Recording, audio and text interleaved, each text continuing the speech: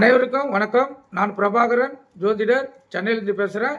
நான் இன்று என்ன சொல்ல போகிறேன்னா, இந்த ராகு கேது தோஷத்தை பற்றி தான் சொல்ல போகிறேன். கருத்தில் கொள்ளுங்க. ஒருவருடைய மனிதனுடைய வாழ்க்கையில் ராகு கேது மிகவும் முக்கியமான அங்கமாக வகிக்குது. கருத்தில் கொள்ளுங்க. ராகுக்கும் கேதுக்கும் வீடுகள் இல்லாதனால அவங்க எந்த வீட்டில் போய் அமர்றாங்களோ அந்த வீடை முழு கட்டுப்பாட்டுக்குள் கொண்டு வந்துடுவாங்க. வீடில் அமையறதுக்கு ஒரு ரகம்னா இவங்க எந்த கிரகத்துக்கு போய் நட்சத்திர சாரம் கொடுக்குறாங்களோ அந்த கிரகத்துக்கும் இவங்களுக்கு கட்டுப்பாடு கொண்டு வந்துடுவாங்க. ராகு கேதுகிட்ட அனைத்து கிரகங்களும் மாட்டிக்கிச்சுன்னா அனைத்து உறவுகளும் அவங்கக்கிட்ட மாட்டிச்சின்னு அர்த்தம். அவங்களால கல்வியும் சரியாக கற்க முடியாது, பொருளாதாரத்திலையும் முன்னேற முடியாது, அன்பான வாழ்க்கையும் நிம்மதியான வாழ்க்கையும் பெற முடியாது. கருத்தில் கொள்ளுங்க. அதை பற்றி தான் இப்போ ராகு கேதுகளை பற்றி தான் சொல்ல போகிறேன்.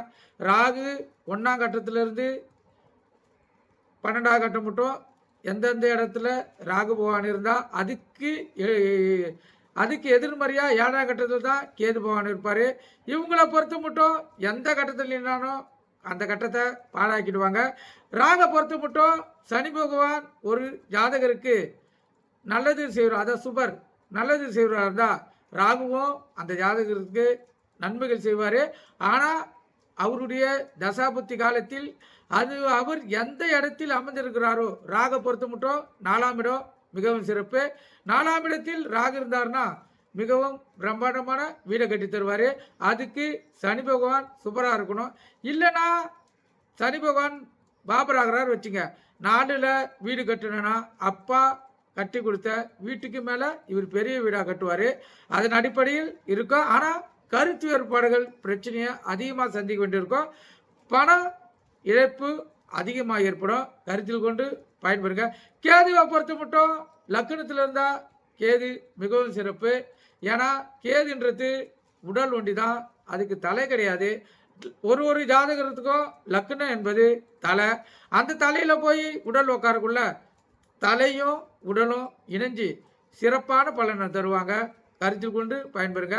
இந்த 2 இடத்தை தவிர ராகுவும் கேதுவும் வேறு எங்கே இருந்தாலும் மிகப்பெரிய பிரச்சனையை சந்திக்க வேண்டியிருக்கும். கருத்தில் கொள்ளுங்க. இப்போ ராகு பொறுத்த மட்டும் ரிஷபத்தில் ராகு இருந்து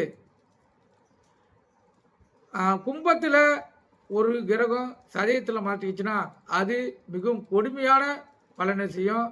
கருத்தில் கொள்ளுங்க. ஏன்னா ராகுவை பொறுத்த மட்டும் அந்த இடம் தான் ராகுக்கு மையப்புள்ளி. அந்த இடத்துல இப்போ லக்கணமே போய் அந்த இடத்துல போய் உட்காந்துச்சுன்னா அந்த ஜாதகரால் வாழ்க்கையில் எந்த வெற்றியும் பெற முடியாது. அவருடைய பூர்வ புண்ணிய கர்மாவுப்படி அவங்க அப்பா வசதியான இருந்தாருன்னா அவங்களுக்கு வாழ்க்கை தர உயரும். இல்லைன்னா இவங்களால மிகவும் போராட்டங்கள் சந்திக்க வேண்டியிருக்கும். இவரை தூக்கி விடுத்து அவங்க அப்பாவாக தான் இருப்பார். இப்போ வெளிநாட்டில் படிக்க போனால் 24 லட்சம் 40 லட்சம் செலவு பண்ணி தன் பிள்ளை பெரிய ஆளாக வரணுன்னு எப்படியாச்சும் முயற்சி பண்ணி அமுச்சு விடுவார். அப்படி வெளிநாடு சென்றாலும் அந்த பிள்ளையால் கல்வியில் சிறந்த விளங்க முடியாது. அதுக்கு அந்த ராகுவுடைய சதய நட்சத்திரம் தான் மிகவும் காரணம். லக்னம் அந்த இடத்துல மாட்டிக்கிச்சுன்னா மிகப்பெரிய பிரச்சனைகளை அந்த ஜாதகர் சந்திக்க வேண்டியிருக்கோம். கருத்தில் கொள்ளுங்க. அதே போல் ராக போல கேதுக்கு எடுத்துக்கிட்டீங்கன்னா மையப்புள்ளி அது சூரிய வீட்டில் தான் அவருடைய மையப்புள்ளிக்குது. அங்கே மக நட்சத்திரங்குது. கருத்தில் கொள்ளுங்க. அதுவும் மிகவும் கொடுமையான பலனை செய்யக்கூடியது. இந்த 2 இடத்துல மையப்புள்ளிகள் வருவதால் அவங்கள் இந்த ராகுவும் கேதுவும் மிகவும் பலம் பெற்றுவாங்க. அந்த இடத்தில் ஒரு கிரகம் இருந்துச்சுன்னா மிகப்பெரிய பிரச்சனையை தான் சந்திக்க நேரிடும். ஏன்னா இவர் ராகு பகவான் கும்பத்தில் இருந்தார்னா, அதாவது ராகு ரிஷபத்தில் இருக்கக்குள்ள இது கேது விருச்சிகத்தில் இருப்பார். அதன் அடிப்படையிலேயே அந்த சூரியனுடைய வீடு அமையும். கருத்தில் கொள்ளுங்க. இந்த 2 இடத்துல சூரியனுடைய மக நட்சத்திரம் சூரியனுடைய உள்ள கருத்து மக நட்சத்திரம் இருக்கும். கும்பத்தில் சதய நட்சத்திரம் இருக்கும். கருத்தில் கொள்ளுங்க. மிகவும் கொடுமையான பலன்களை தரக்கூடியது, கருத்தில் கொள்ளுங்க. இப்போ நானே இந்த ராகு கேது நிலைப்பாடு சொல்கிறேன், கருத்தில் கொண்டு பயன்பெறுங்க. உங்களுக்கு தோஷங்கள் கழிக்கணும்னா நிறைய இடங்கள் ஏற்கனவே ஏகப்பட்ட பதிவுகளில் சொல்லியிருக்கேன். அந்த இடத்துல போய் நீங்கள் தோஷங்கள் கழித்துக்கலாம். தோஷங்கள் கழிப்பது மிகவும் சிறப்பு. ஒரு மனிதனுக்கு உடல்நிலை சரியில்லாமல் போனால், இப்போ ஜுரமே வருது வச்சுங்க, அதுக்கு நம்ம போய் டாக்டரை அணுகுனா மட்டும்தான் அந்த ஜுரத்துலேருந்து விடுதலை பெற முடியும். இல்லை தன்னால் போயிட நினச்சிங்கன்னா அது மிகவும் சிரமம். அதே போல தான் இந்த கிரகங்கள் அனுப்புவோம். கண்டிப்பாக நீங்கள் தோஷங்கள் பரிகாரங்கள் செய்தால் உங்களுக்கு 100% நிவர்த்தி ஏற்படும். கருத்தில் கொண்டு பயன்பெறுங்க. பரிகாரம்னா நீங்களாக போய் கோயிலில் செய்யணும். அதை விட்டுட்டு இந்த ஜோதிடர் சொல்கிறாரு, அந்த ஜோதிடர் சொல்கிறாரு, இந்த 35,000க்கு பொருளுங்க வாங்கிடுவாங்க, 40,000க்கு பொருளுங்க வாங்கிடுவாங்க, வீட்டில் யாகம் நடத்தணும் சொல்லி சொன்னாங்கன்னா அதுலாம் ஏமாத்து வேலை. கருத்தில் கொள்ளுங்க. பரிகாரம் முழுக்க முழுக்க கோயிலில் தான் நடைபெறணும். அந்த பரிகாரத்துக்கு உங்களுக்கு உடலும் உள்ளமும் தூய்மையாக இருந்தால் போதும். இறை வழிபாடு செய்திங்கனாவே உங்களுக்கு பரிகாரம் வழங்கிடும். தேவையில்லாமல் போலியான ஜோதிடர்களையும் போலியான கிரக அமைப்புகளை போக்குறவங்களையும் நம்பி ஏமாந்துறாங்க. உங்களுக்கு பணம் தான் விரைவாகும். கருத்தில் கொண்டு பயன்பெறுங்க. இப்போ நான் இந்த ராகு கேது நிலைப்பாட சொல்கிறேன், கருத்தில் கொள்ளுங்க. அனைத்து கிரகங்களும் ராகு கேதுடன் அமர்ந்து ஜாதகத்தில் பாதி கட்டங்கள் காலியாக இருந்தால் அது பூரண கால சர்ப தோஷமாகும். ஏதேனும் ஒரு கிரகம் வெளியே அமர்ந்தாலும் அது கால சர்ப தோஷத்திலிருந்து தப்பிச்சிடுவாங்க. கருத்தில் கொள்ளுங்க. லக்கணம் 7ஆம் வீடு, அதாவது லக்கணமும் 7ஆம் வீடும் தவிர மற்ற வீடுகளில் அமரும் ராகு கேதுகள் பொறுத்து சர்பதோஷம் பல வகைப்படும். கருத்தில் கொள்ளுங்க. அதன் அடிப்படையிலேயே இது அமையும். நீங்கள் வாழ்க்கை தரத்தில் முன்னேறத்துக்கு கவனமாக ராகு கேது எந்த இடத்துலேருந்து பார்க்கணும், அப்போ தான் வாழ்க்கை தரம் முன்னேறும். கருத்தில் கொள்ளுங்க. இப்போ ராகு கேதுகள் ஒரு இடத்துல இருந்தால் அதுக்கு ஒரு தோஷம் நூலில் கொடுத்துருக்காங்க. கருத்தில் கொண்டு பயன்பெறுங்க. அனந்த கால சர்ப தோஷம். ராகு முதல் வீட்டிலும் கேது 7ஆம் வீட்டில் இருக்க மற்ற கிரகங்கள் இவர்களிடையே அமைவதே அனந்த கால சர்பதோஷம். இது விபரீத கால சர்பதோஷம் எனவும் கூறலாம். இவர்கள் பல இடையூறுகளும் கஷ்டத்துக்கும் பிறகே தங்கள் சொந்த முயற்சியால் வாழ்க்கையில் முன்னுக்கு வருவாங்க. எனினும் திருமணம் மிகவும் காலதாமதமாகும். சிலருக்கு திருமணம் நடக்காத கூட போகலாம். கருத்தில் கொள்ளுங்க. இவங்க அப்படியே நடந்தாலும் மிகவும் சிரமப்பட்டு இடையூறாக தான் திருமணம் நடைபெறும். அதனால் கருத்தில் கொண்டு இந்த தோஷம் இருக்குதான்னு பார்த்து நிவர்த்தி செய்தீங்க, அப்போ தான் உங்களுக்கு சிறந்தது. 2வது தோஷம் சங்க சூட சர்பதோஷம். ராகு 9ஆம் வீட்டிலையும் கேது 3ஆம் வீட்டிலும் இருக்க ஜாதக அமைப்புடையோர், அதாவது ராகு 9ஆம் வீட்டிலையும் கேது 3ஆம் வீட்டில் இருக்கிற ஜாதகம் கொண்ட ஜாதகர் பொய்க்குரூராகவும் முன்கோபியாகவும் வாழ்க்கை இவருக்கு ஏற்ற தாழ்வு நிறைஞ்சதாக இருக்கும். கருத்தில் கொண்டு பயன்பெறுங்க. 3வது தோஷம் கடக சர்ப தோஷம். ராகு 10ல் இருக்க கேது 4ல் இருந்தால் சட்ட சிக்கல்கள் வரும். அரசாங்கம் தண்டனை உண்டு. 10ல் இருக்கும் ராகு இருட்டு சம்பந்தமான தொழிலை கொடுப்பார். இருட்டு சம்பந்தமாக அப்படின்னா மிக முக்கியமான தொழில் திருட்டு தொழில். கருத்தில் கொள்ளுங்க. அதன் அடிப்படையிலேயே அவங்களுக்கு அந்த தொழில் அமைது. அதனால்தான் அவங்களுக்கு ஜெயில் வாழ்க்கை கிடையாது. கருத்தில் கொள்ளுங்க. அதே போல் இந்த சிறந்த வாழ்க்கைக்கும் இருட்டு சம்மந்தப்பட்டிருக்கு. கருத்தில் கொள்ளுங்க. புகைப்படம், எக்ஸ்ரே போன்ற தொழில் கிடைக்கும்.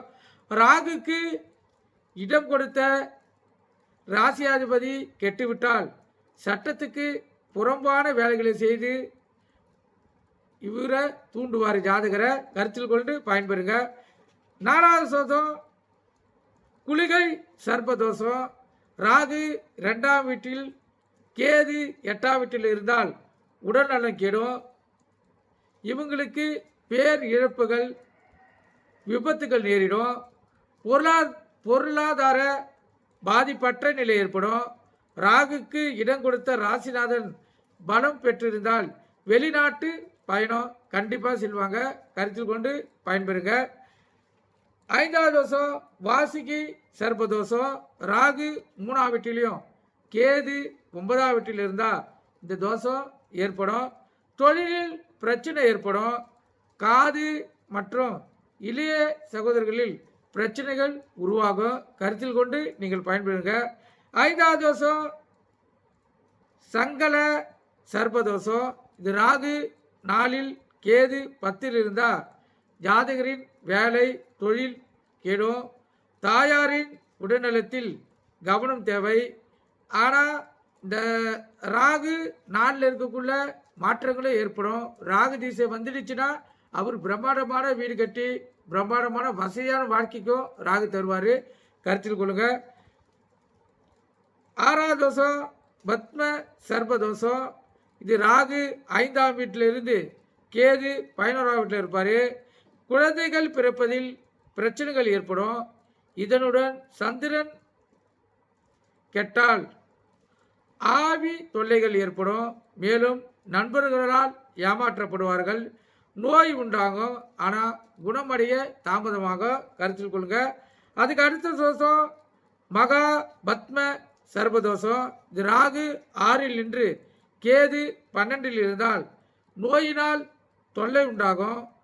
எதிர்காலத்தில் வாழ்க்கையில் இடையூறுகள் நிறைந்து அதிகமாக இருக்கும். 6ஆம் அதிபதியை பொறுத்து இவருக்கு நோய் குணமாகுதலும் எதிரிகளை வெற்றி கொள்வதும் 6ஆம் அதிபதி கையில் இருக்குது. 6ஆம் அதிபதி சூப்பராக இருந்தார்னா அவர் கண்டிப்பாக இவருடைய வாழ்க்கை தரத்தை மாற்றி அமைப்பார். கருத்தில் கொடுங்க. அதுக்கு அடுத்த தோஷம் தசுகா சர்ப்பதோஷம். இது கேது லக்கணத்தில் ராகு 7ல் இருந்தால் முன் யோசனையும் யூகமும் செய்யும் ஆற்றலும் உடையவர். தலைமை தாங்குவதில் தலை சிறந்து விளங்குவார். இவருக்கு மதிப்பு மரியாதை தானாகவே கிடைக்கும். அதே போல இவர் உயர்ந்த பதவியில் இருக்க அதிக வாய்ப்புகள் உள்ளது. அடக்கி ஆளும் தன்மை கொண்டவர். ஆனால் கர்வம் அடக்கி ஆளும் தன்மை கொண்டவர். ஆணவம் மிக்கவர். கர்வம் கொண்டவர். கருத்தில் கொள்ளுங்க. இவருக்கு திருமண வாழ்க்கை அவ்வளோ சீக்கிரத்தில் அமையாது. திருமண வாழ்க்கை கஷ்டங்கள் நிறைந்ததாகவும் தொல்லைகள் நிறைந்ததாகவும் தான் இவருக்கு இருக்கும். கருத்தில் கொண்டுங்க. வாழ்க்கை தரத்தை பொறுத்து மட்டும் சிறப்பான வாழ்க்கை அவருக்கு காத்து நிறுது. இல்லற வாழ்க்கையை பொறுத்து மட்டும் பாதிப்புகள் கண்டிப்பாக ஏற்படும். கருத்தில் கொண்டு பயன்பெறுங்க. அதுக்கு அடுத்த தோஷம் கார்கோடா சர்ப்பதோஷம். ராகு 8ல் இருக்க கேது 2ல் இருந்தால் கார்கோடா சர்ப்பதோஷத்தை உண்டாக்கும். தந்தையின் சொத்து இவருக்கு கிடைக்காது. எதிரிகள் இவருக்கு அதிகமாக இருப்பார்கள். கருத்தில் கொண்டு பயன்படுங்க. அதுக்கு அடுத்த தோஷம் விஸ்துரா சர்ப்பதோஷம். ராகு 11ல் கேது 5ல் இருந்தால் குழந்தைகள் தொடர்பான பிரச்சனைகள் உண்டாகும். அடிக்கடிக்கு பயணம் செய்வார். வாழ்க்கையில் பிற்பகுதியில் இவர் வாழ்க்கை தரம் உயரும். அதே போல் வெளிநாட்டு பயணத்துக்கும் வாய்ப்புகள் அதிகமாக கிடைக்கும். கருத்தில் கொண்டு பயன்பெறுங்க. அதுக்கு அடுத்த தோஷம் சேஷனாக சர்ப்பதோஷம். ராகு 12ல் கேது 6ல் இருந்தால் உடல்நலத்தில் பிரச்சனைகள் ஏற்படும். வாழ்க்கை தரம் மிகவும் கஷ்டத்தை ஏற்படுத்தக்கூடியதாக அமையும். மனைவி கணவனிடையே அடிக்கடிக்கு பிரிவுகள் ஏற்படுறதுக்கு அதிக வாய்ப்பு இருக்குது. வாழ்க்கையில் சிக்கல்கள் அதிகம் உண்டாகும். எதிரிகளின் தொல்லை அதிகமாக இருக்கும். நீங்கள் இதை கருத்தில் கொண்டு நீங்கள் உங்களுடைய ஜாதகத்தில் எந்தெந்த இடத்தில் இருக்குதுன்னு பார்த்து தெரிஞ்சுக்கோங்க. கேது 1லையும் ராகு அதான் லக்கணத்திலையும் ராகு 4ல் இருந்தால் சிறப்பு. மீதி இடத்தை பொறுத்த மட்டும் பாதிப்பு தான். அது அந்தந்த தசாபுத்தி அடிப்படையில் நடைபெறும்.